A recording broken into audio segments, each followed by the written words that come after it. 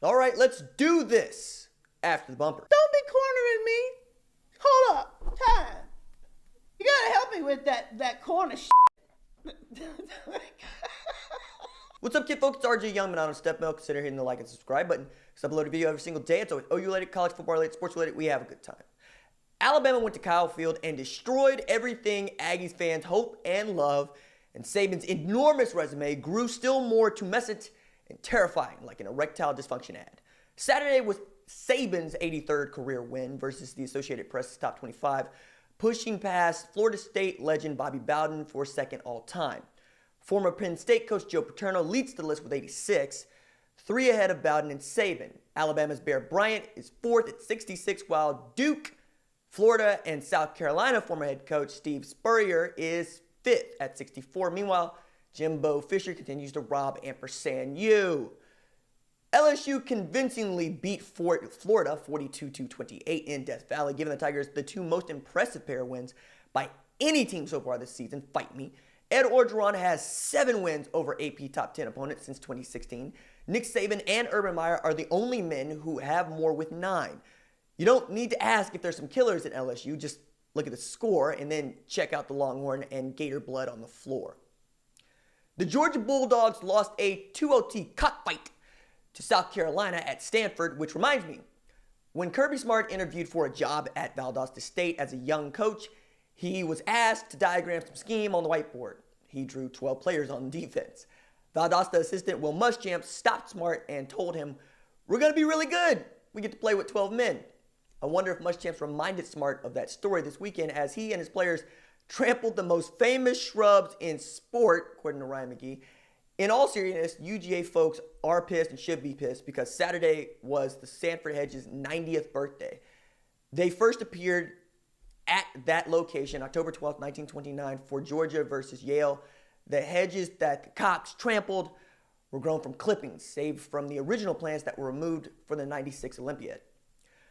At Oklahoma, well, they bulldogged the Longhorns 34-27 and brought back the ugly hat my mom talks about. Oklahoma 6-0 with a signature win against somebody, and somebody is Texas. Texas, on the other hand, is 6-8 against top 25 teams during Tom Herman's era. Like a wave kit, Big Game Tom has been activated. Meanwhile, Jalen Hurts is 32-2 as a starter, which is the filthiest stat. Ohio State was idle, but about to get buck wild on Friday against noted Union Buster and rotary phone enthusiast Pat Fitzgerald and his Northwestern Wildcats. The Buckeyes have yet to play somebody, and that ain't gonna change with nobody wearing purple and flaunting a J-School degree that meets the qualifications for a head barista at the local vegan hut. The Wildcats have cracked the nuts just once since 1971, a 33-27 upset in overtime on October 2nd, 2004, which ended a 33-game losing streak in the series. While Clemson poured the cement shoes for Florida State head coach Willie Taggart's Mob Ties exit with a 45-14 win, Brent Venables' defense secured 4 turnovers, none of them were Apple, including a pick 6. Dabo's boys are cruising through a watered-down ACC, and, well, Willie Taggart's waiting on a $22 million buyout.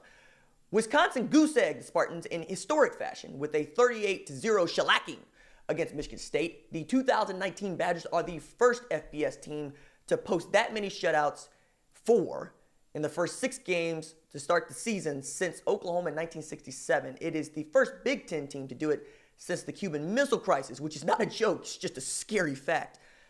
Penn State left the style points at home with a 17-12 defeat of Iowa, while freshman tailback Noah Cain made like his fictitious cousin Nova and went to work. 100 yards on the ground for the man who shares the same last name as Citizen, though the spelling's a little bit off. Without elite pass rushers Jabari Zuniga and John Grenard to flash Joe Burrow's life before his eyes, Todd Grantham's defense gave up 511 yards of offense, but still managed to come up with some found money in the Valley, as they are the SEC's favorite, SEC East favorite. Now, thanks to South Carolina. Send them roses for hedges. The Oregon Ducks surrendered 3 touchdowns in the final 20 minutes of a 27-21 loss to Auburn in their season opener. They've allowed just 1 touchdown in the 5 games since, including Friday night's 45-3 ritual skull dragging of the Colorado Buffalo. The Ducks intercepted Steven Montez's passes on 4 consecutive possessions, to which I say, this is great, but you still haven't beat a ranked opponent, and we're pretty petty like that. Notre Dame notched its 15th consecutive win at home, which is the most since they won 19 in a row from 1987 to 1990, with a 30-27 win against USC.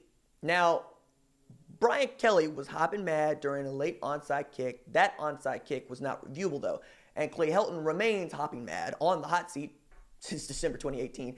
And that 15-game home winning streak for ND, going backward in the schedule, it looks like this. USC, Bowling Green, number 18, Virginia, New Mexico, Syracuse, Florida State, Navy, Pitt, Stanford, Vandy, Ball State, Michigan, LSU, Navy, Wake Forest, NC State, USC, and Miami of Ohio. Poetically, the Fighting Irish's last home loss was to Georgia on September 9th, 2017. No hedges stomping then. They don't have hedges. Auburn managed to get worse during its bye week, which is really hard to do, but Boogie Whitlow had to have knee surgery on Tuesday and will miss a minimum of 4 weeks. Whitlow led the SEC in rushing touchdowns through 5 games with 7 and was second with 544 yards rushing. Cam Martin, Sean Shivers, and DJ Williams will be asked to carry the load in his absence. Good luck. Boise State quarterback Hank Bachmeier left the game against Hawaii with a hip injury. Broncos head coach Brian Harsin said he's going to be okay, but the Rainbow Warriors aren't. They got barebacked 59-37 by a Bronco team that represents the Group of 5 second best team left. The best, 5-0 Appalachian State. Fight.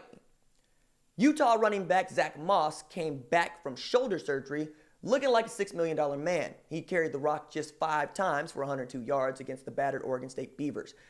There were 59 points scored in this game, and the Utes scored 52 of them. Not a good look if you are an angry Beaver fan.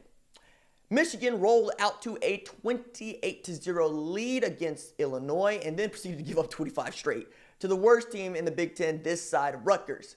They finished with a 42-25 win in yet another outing that looks like they're going to catch L's against every ranked opponent the Maize and Blue have left.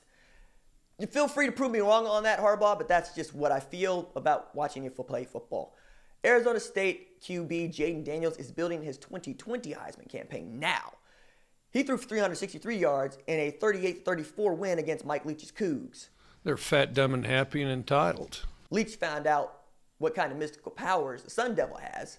With the win, ASU matched the FBS modern era record by scoring double-digit points in 125 consecutive games, equaling Louisiana Tech's 125-game streak from 2008 to 2018. 2 things I really would have never called. Baylor's 6-0, but maybe the Bears shouldn't be. If you look closely, what had happened was Baylor center Jake from Morgan snapped the ball off his enormous buttocks on the second play of overtime number 1. Texas Tech recovered the fumble, but officials ruled the play was an illegal snap. The Bears were penalized 5 yards, kept possession. You know what happened next because you're watching this on the internet, and since you're of the internet, you know this is the worst scandal to hit Waco, Texas since the invention of Big Red Soda. Big 12 has formally apologized to Kirby, Hocutt, and Texas Tech Red Raiders, but they can't change a W to an L or an L to a W. After winning their first 4 games by 6 points or fewer, the Minnesota Golden Gophers moved to 6-0 for the first time since 2003 when they mollywopped Nebraska, like everybody has, 34-7. The Gophers have won 8 straight games dating back to 2018, the program's longest streak since 1948-49. And this is the 5th time the Gophers have started 6-0 in the AP poll era, which began in 1936.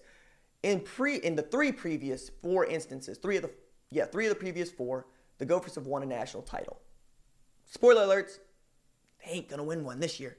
Finally, 2 teams won 90-0 last week. Those teams were John Carroll, who beat Capital, Division III, and Kansas Wesleyan, who beat St. Mary at the NAIA level. John Carroll ran only 50 plays and scored 90 points, averaging 13.9 yards per play for 695 yards of offense. Meanwhile, Kansas Wesleyan ran 93 plays, averaging 8.5 per play for 793 total yards. But all of this could be worse. Your junior college head coach could charge you rent to sleep in the locker room, which is a thing that actually happened. All right, that's it for me. This is